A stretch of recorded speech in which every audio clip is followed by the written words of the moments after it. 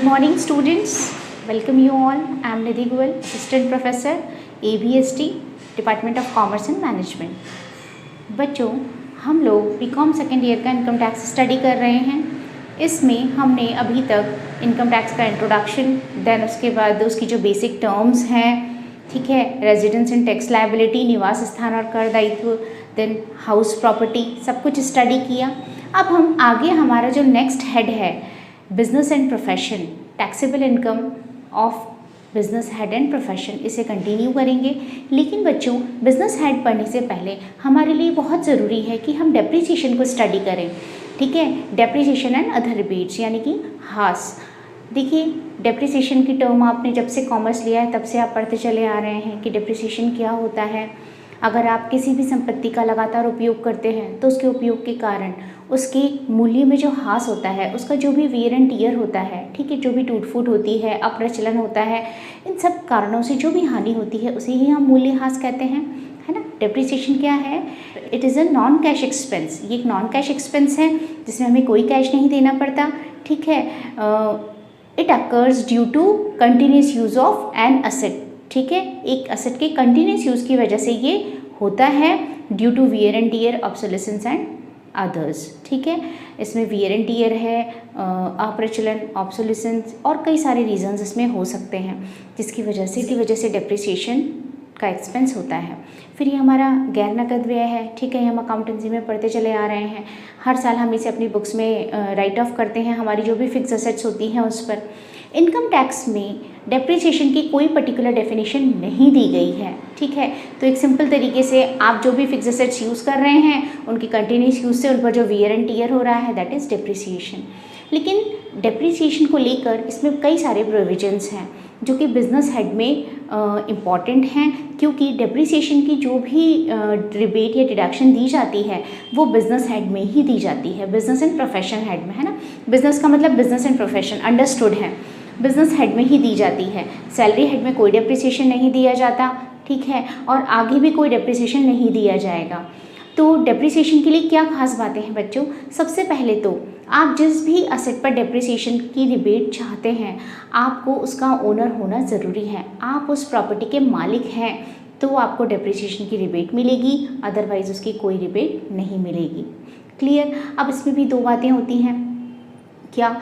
जैसे कि सपोज़ कीजिए कि आपने हायर परचेज सिस्टम पर, किराया क्रय पद्धति के आधार पर, आप लोगों ने पढ़ा है फर्स्ट ईयर में hire purchase system. Hire purchase में हम क्या होता है, इंस्टॉलमेंट्स में कोई भी असेट ले लेते हैं, ठीक है, और फिर इंस्टॉलमेंट्स में उसका पेमेंट करते चले जाते हैं, और जैसे ही हमारा एग्रीमेंट होता है वो असेट हमें हैंडओवर कर दी जाती है, लेकिन उसकी प्रॉपर ओनरशिप सारी इंस्टॉलमेंट्स के पेमेंट के बाद ही हमें मिलती है। That is hire purchase system, ठीक है। तो हायर परचेज में एक्चुअल में आप उस असेट के ओनर नहीं होते हैं, लेकिन फिर भी चूँकि वो असेट आपके पोजेशन में है, आपके अधिकार में है, इसीलिए उस पर डेप्रिसिएशन की छूट आपको दे दी जाएगी। क्लियर तरीके से अगर आपने कोई भी असेट जो है वो रेंट पर ली हुई है, ठीक है, आपने कोई भी बिल्डिंग रेंट पर ली हुई है, और अब उस रेंटेड बिल्डिंग में अगर आप कोई भी कंस्ट्रक्शन करवा रहे हैं, उसका कोई भी एक्सटेंशन कर रहे हैं, उस पर कोई कैपिटल एक्सपेंडिचर कर रहे हैं, पूंजीगत व्यय, तो ये मानते हुए आपको उस पर डेप्रिसिएशन की रिबेट दी जाएगी कि आप उसके ओनर हैं, आप उसके मालिक हैं, है ना। तो यहाँ पर आपकी ओनरशिप प्रॉपर नहीं है, लेकिन फिर भी आपको डेप्रिसिएशन की डिडक्शन दे दी जाएगी, ठीक है।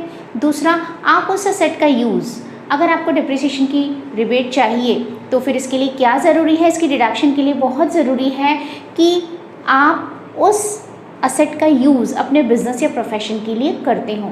अगर आप बिजनेस या प्रोफेशन के अलावा अपने किसी पर्सनल यूज़ के लिए उस असेट का यूज़ कर रहे हैं तो फिर उस पर डेप्रिसिएशन की कोई भी डिडक्शन नहीं दी जाएगी। क्लियर? और अगर आप उस असेट का यूज़ पार्शियली तो अपने पर्सनल यूज़ के लिए कर रहे हैं और पार्शियली अपने बिजनेस के लिए कर रहे हैं, जैसे कि आपको एक गाड़ी अलॉटेड है, ठीक है, ऑफिस आने जाने के लिए आपको कन्वेंस के फॉर्म में फैसिलिटी दी गई है, तो फिर उस कंडीशन में क्या है, आप उसका यूज़ ऑफिस आने जाने के लिए तो करते हैं, प्लस उसका अपने पर्सनल यूज़ के लिए भी यूज़ कर लेते हैं, अपने पर्सनल कामों को करने के लिए। तो फिर ऐसी कंडीशन में उसका जितना फ्यूल या जितना एक्सपेंडिचर आप अपने पर्सनल यूज़ के लिए करें, सपोज़ कीजिए आप 20% आप अपने पर्सनल कामों के लिए करते हैं, 80% आप ऑफिस के लिए करते हैं, ठीक है, बिजनेस के लिए करते हैं, तो फिर उस कंडीशन में हम डेप्रिसिएशन को 2 हिस्सों में बांट देंगे, उस असेट को 20 और 80 में, और 80% की ही हम डिडक्शन यहाँ पर अलाउ करेंगे बिजनेस एंड प्रोफेशन हेड। फिर इसमें एक बात और है बच्चों कि हमारी जो भी एसेट है उसका यूज़ प्रीवियस ईयर में किया जाना चाहिए। ऐसा नहीं है कि आपने एसेट को ख़रीद तो लिया लेकिन अब आप अगर उसका यूज़ कर ही नहीं रहे हैं तो फिर उस पर आपको कोई डिडक्शन भी अलाउ नहीं होगी। फिर उसके बाद बच्चों डेप्रिसिएशन किन किन पर दिया जाता है। देखिए, जितनी भी मूर्त संपत्तियाँ होती हैं, tangible assets, building, plant, machinery, loose tools, सब पर आपको डेप्रिसिएशन दिया जाता है। इसी तरह से इंटेंजिबल एसेट्स, अमूर्त संपत्तियों में आपको पेटेंट, ट्रेडमार्क, कॉपीराइट, लाइसेंस, इस तरह के स्पेशल राइट्स कोई भी आपके पास है, इन सब की आपको डिडक्शन यहाँ पर डेप्रिसिएशन की फॉर्म में दी जाती है बिजनेस हेड में। लेकिन कुछ ऐसी एसेट है जैसे कि गुडविल हुई, गुडविल हमारी इंटेंजिबल एसेट है, इस पर डेप्रिसिएशन की कोई भी डिडक्शन नहीं दी जाती, ठीक है। इसी तरीके से लैंड है, लैंड पर आपको कोई भी डेप्रिसिएशन की छूट नहीं दी जाती। ध्यान रखिएगा, लैंड हमारी एक ऐसी फिक्स एसेट है जिस पर कोई भी डेप्रिसिएशन की छूट नहीं दी जाएगी। इसी तरीके से आपने कोई भी इन्वेस्टमेंट्स किए हैं तो इन्वेस्टमेंट्स पर भी आपको कोई डेप्रिसिएशन नहीं दिया जाता। लाइव स्टॉक है, लाइव स्टॉक पर भी आपको कोई डेप्रिसिएशन नहीं दिया जाता है ना। तो किन किन चीज़ों पर आपको डेप्रिसिएशन नहीं दिया जाता? No depreciation allowable. इसमें आपका क्या आ गया? इसमें आपका आ गया एक तो गुडविल आ गया, ध्यान रखिएगा इन चीज़ों का। दूसरा इंपॉर्टेंट है लैंड, गुडविल यानी ख्याति, लैंड यानी भूमि, देन उसके बाद लाइव स्टॉक। लाइव स्टॉक किसको बोलते हैं? पशुधन को बोलते हैं, वो आपका लाइव स्टॉक होता है। तो इन सब की डिडक्शन यहाँ पर नहीं दी जाती, ठीक है, कोई डेप्रिसिएशन नहीं दिया जाता। फिर उसके बाद बिल्डिंग के अंदर क्या क्या आता है बच्चों? बिल्डिंग के अंदर रोड्स आती हैं आपके, ब्रिजेस आते हैं आपके, ठीक है, ट्यूबवेल्स आते हैं, वेल्स आते हैं, ये सारी चीज़ें इसका हिस्सा होती हैं। इसके अलावा इसमें कल्वर्ट्स आते हैं, है ना, कल्वर्ट्स होती हैं भूमिगत नालियाँ। तो ये सारी चीज़ें हमारे बिल्डिंग की डेफिनेशन में इंक्लूड होती हैं, ये आपको ध्यान में रखनी है। बच्चों इसमें डेप्रिसिएशन के बारे में सबसे इंपॉर्टेंट है, देखिए अभी तक तो हम क्या करते थे अकाउंटेंसी में, हम देखते थे कि डेप्रिसिएशन पर एनम है। अगर डेप्रिसिएशन की रेट पर एनम है 12 मंथ्स, तो पूरे 12 मंथ्स के अकॉर्डिंग उसका डेप्रिसिएशन की रेट चार्ज करते थे। अब अगर उस पर 3 मंथ्स के लिए उस एसेट का यूज़ होता था तो हम 3/12 कर देते थे, 4 मंथ्स के लिए यूज़ हुआ तो 4/12 कर देते थे। लेकिन यहाँ इनकम टैक्स में ऐसा नहीं होता। इनकम टैक्स में या तो 6 मंथ्स का डेप्रिसिएशन दिया जाता है या फिर पूरे ईयर का दिया जाता है। अगर आपने किसी भी एसेट का यूज़ यहाँ 180 डेज से कम के लिए किया है, 180 भी नहीं, 180 से कम डेज के लिए किया है, तो फिर उस कंडीशन में आपको 50% जो भी आपकी डेप्रिसिएशन की रेट है उसके 50% से ही डेप्रिसिएशन की डिडक्शन दी जाएगी। लेकिन अगर आपने उस एसेट का यूज़ 180 या उससे ज़्यादा दिनों के लिए किया है तो फिर आप पर पूरी रेट से डेप्रिसिएशन चार्ज होगा। ये बहुत इंपॉर्टेंट है, ध्यान दीजिएगा। If asset is used less than 180 days, then depreciation will be charged for 6 months, है ना। तो इस कंडीशन में हमारा डेप्रिसिएशन 6 मंथ्स के लिए चार्ज होगा। But if it is used 180 days or more, then 100% depreciation will be charged। तो फिर उस पर 100% डेप्रिसिएशन चार्ज होगा और उस कंडीशन में आपको पूरे डेप्रिसिएशन की छूट दी जाएगी। अब अगला क्वेश्चन ये आता है कि भाई हमें 50% या 100% जो भी डेप्रिसिएशन की छूट दी जा रही है तो उसके रेट्स क्या होंगे, है ना।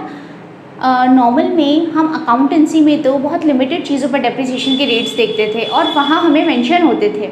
यहाँ पर अलग अलग चीज़ों के लिए, डिफरेंट आइटम्स के लिए डिफरेंट रेट्स हैं जो कि बच्चों आपको पता होने चाहिए। ज़रूरी नहीं है कि हमेशा आपको क्वेश्चन में दिया जाएगा। तो देखिए अभी जो हमारे लेटेस्ट असेसमेंट ईयर 2021 है उसके लिए डेप्रिसिएशन की रेट्स क्या क्या हैं मैं आपको बता रही हूँ। आप इस शीट को देखिए और उससे आपको ये चीज़ समझ आएगी।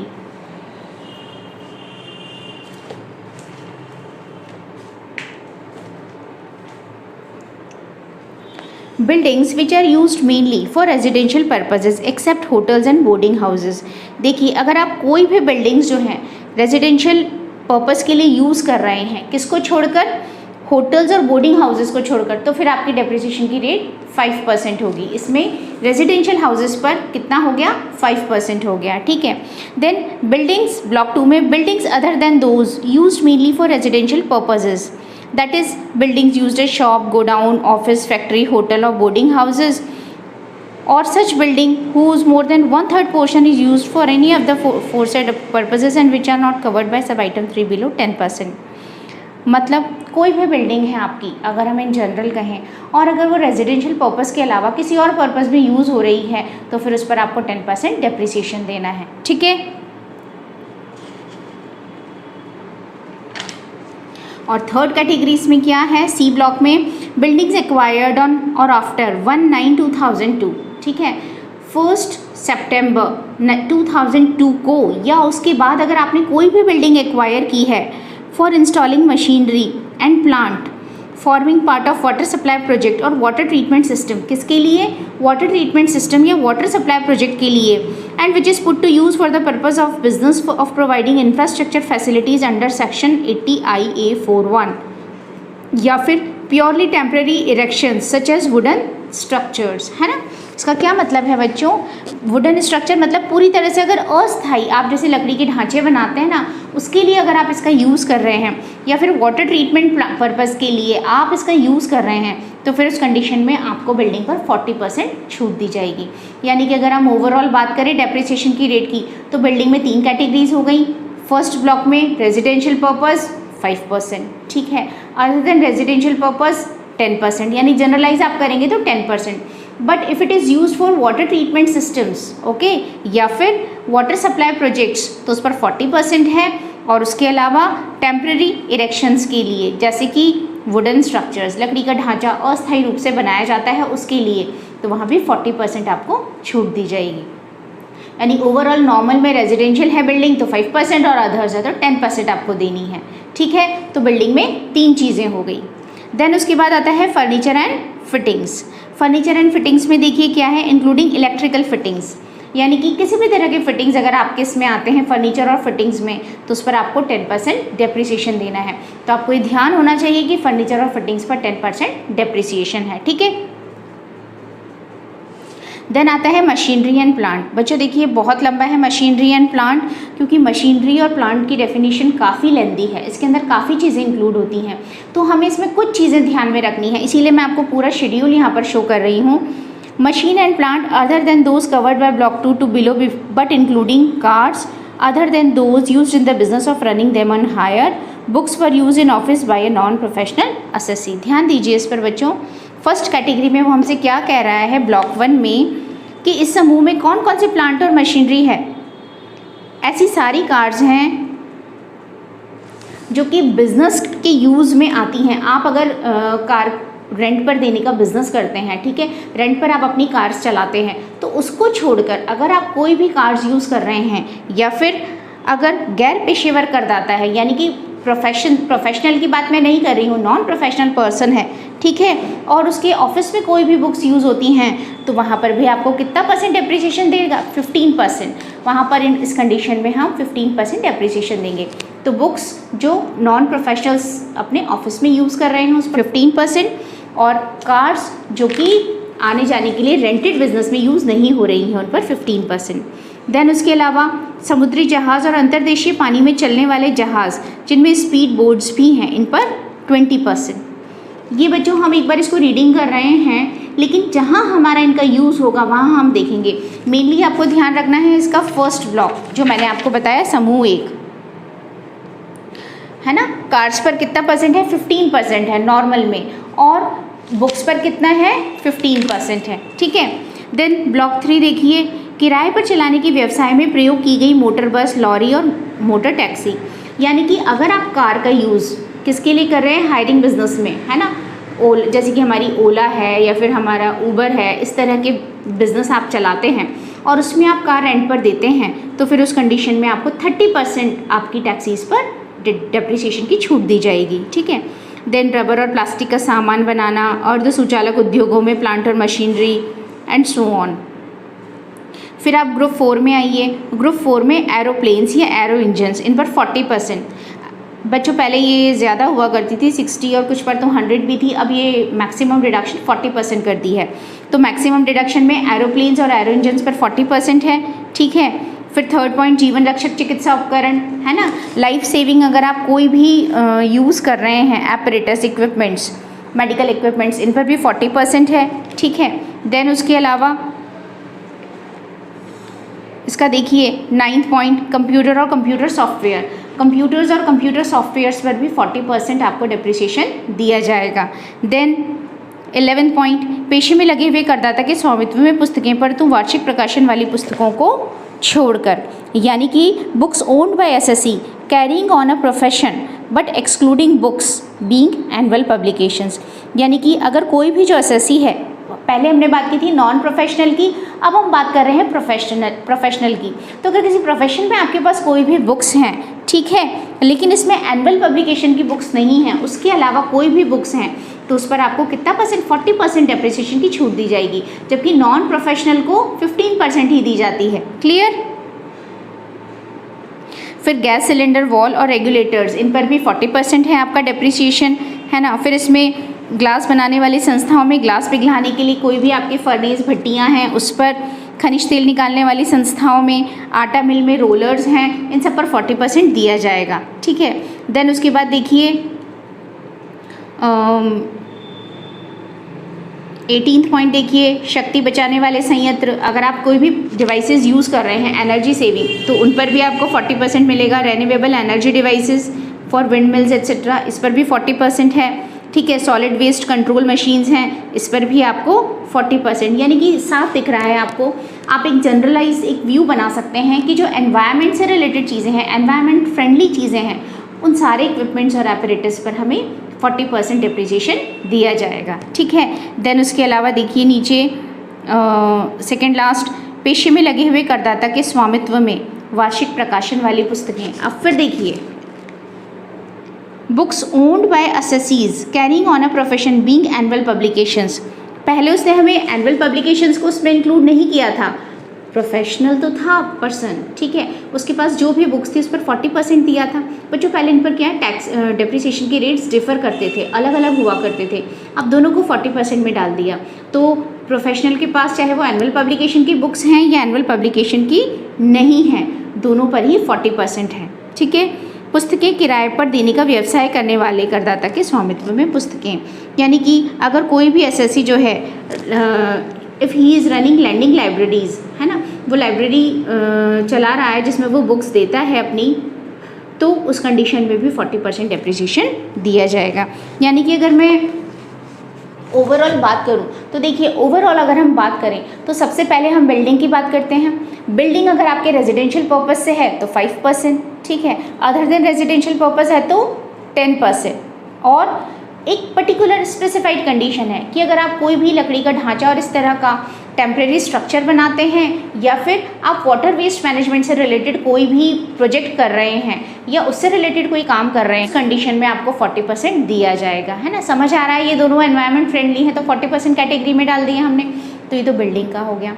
फिर हमने बात की फर्नीचर एंड फिक्चर्स की, इस पर 10% है आपका, ठीक है। इलेक्ट्रिकल फिटिंग्स भी आ गई इसमें, तो फर्नीचर एंड फिक्चर्स। तो building, if it is residential तो 5% रेट है डेप्रिसिएशन की, अदर्स तो 10% है, और water waste management and so on तो 40%, ठीक है। दूसरा फर्नीचर एंड पिक्चर्स, इस पर कितना है 10%। तीसरी आती है हमारी प्लांट एंड मशीनरी, जो कि काफ़ी लंबी कैटेगरी है। तो देखिए थर्ड है हमारा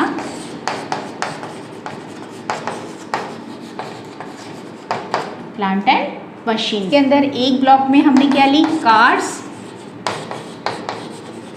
अदर देन हायरिंग बिजनेस, है ना,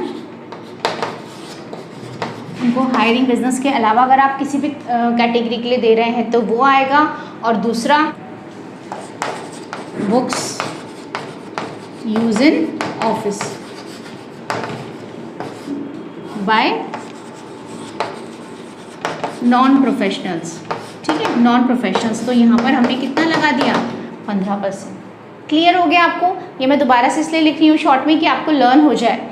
कार्ड्स पर 15% और बुक्स जो नॉन प्रोफेशनल्स के ऑफिस में यूज़ हो रही हैं दैट इज़ ऑल्सो 15%। ठीक है, देन उसके अलावा ships, vessels and speed boats, second category हमने दी शिप्स, कोई भी वेसल्स हैं, एंड शिप बोट्स, तो इस पर कितना हो गया दैट इज़ 20%, है ना। और फिर थर्ड है इसमें 30% में बहुत सारी चीज़ें हैं। 30% की कैटेगरी में मैं आपको मेनली एक ही चीज़ बताऊंगी, कार्ड्स फॉर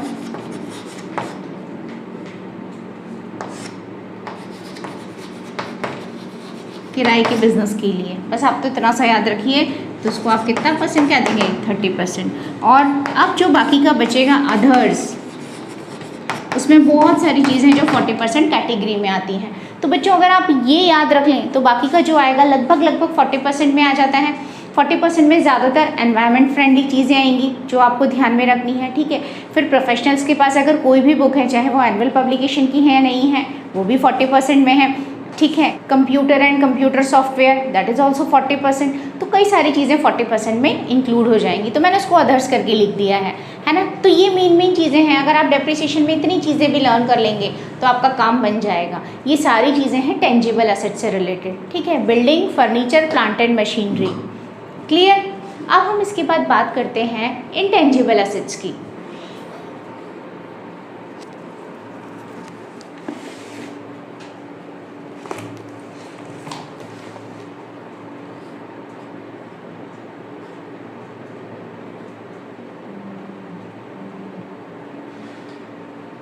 बच्चों देखिए, इंटेंजिबल एसेट्स के लिए हम क्या बात करेंगे। इंटेंजिबल एसेट्स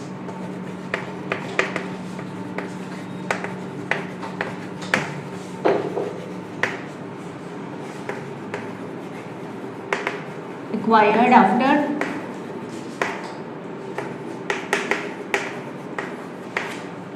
31 मार्च 19, यानी कि हमने 31 मार्च 98 के बाद एक्वायर किया है, प्राप्त किया है। इसमें क्या क्या आता है? इसमें तकनीकी जानकारी आ गई, नो हाउ आ गया, patent, trademark, copyright.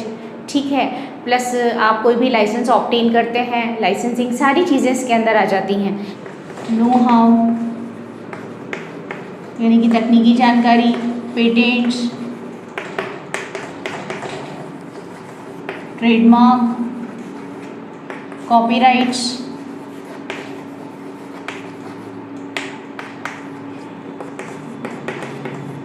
Licences, franchises,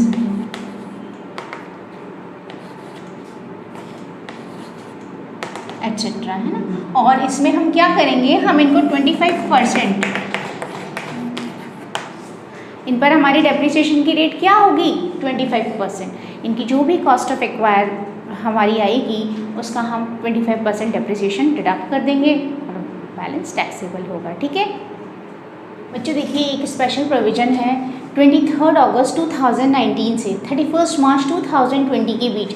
ये हमारे करंट प्रीवियस ईयर 1920 की बात है ना। तो 23 अगस्त से 31 मार्च के बीच अगर आपने कोई भी मोटर कार ली है, मैं टैक्सी की बात नहीं कर रही हूँ, तो फिर उस पर अब आपको डेप्रिसिएशन की रेट 15% की जगह 30% दी जाएगी। ये एक स्पेसिफिक कंडीशन हो गई जो हमारे करंट प्रीवियस ईयर से रिलेटेड है कि अगर आपने इस बीच में कोई भी कार परचेज की है, ठीक है, कोई भी, तो उस कंडीशन में आपको कितना 30% डेप्रिसिएशन की छूट दी जाएगी, है ना। तो इस तरीके से बच्चों आपको डेप्रिसिएशन के रेट्स ध्यान में रखने हैं। अब हम नेक्स्ट लेक्चर में स्टडी करेंगे कि किस तरीके से हम इस डेप्रिसिएशन की कैलकुलेशन करते हैं। ठीक है, यानी कि हम किस तरह से ब्लॉक्स बनाते हैं, इसके समूह बनाते हैं। सेम रेट वाली जो भी एसेट्स होती हैं उनको हम एक ब्लॉक में रख देते हैं और अदर्स को दूसरे ब्लॉक में रख देते हैं, और फिर देन उसके बाद उस पर डेप्रिसिएशन किस तरह से चार्ज किया जाता है। ठीक है, इतना अगर हम कर लेंगे तो हमारे बिजनेस एंड प्रोफेशन हेड में आराम से सारी चीज़ें टैकल हो जाएंगी। तो आप ये रेट्स लर्न कीजिए। नेक्स्ट लेक्चर में हम इसे आगे कंटिन्यू करेंगे। Thank you.